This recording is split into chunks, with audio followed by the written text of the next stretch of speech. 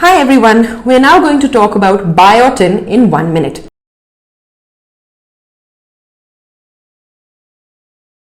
What's the function of biotin? It's a cofactor for carboxylases, enzymes which are involved in carbohydrate metabolism.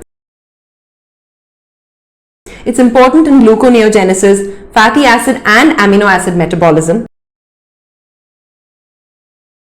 And the dietary sources are liver, organ meat, so that's kidney and heart, brain, those kind of organs, and fruits.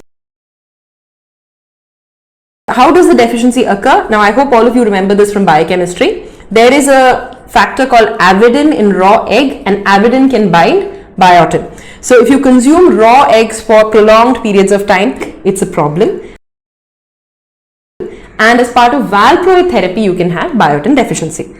Now what does it cause? It causes scaly periorificial dermatitis. So all the orifices, so your mouth, nostrils, anal verge, vaginal opening, urethral opening, so all of these can have dermatitis there. Alopecia. Now if you have a little child who's got developmental delay and alopecia, one thing we suspect is biotin deficiency. Lethargy and hypotonia. So it causes a lot of neurological manifestations. What's the therapy? The therapy is oral biotin.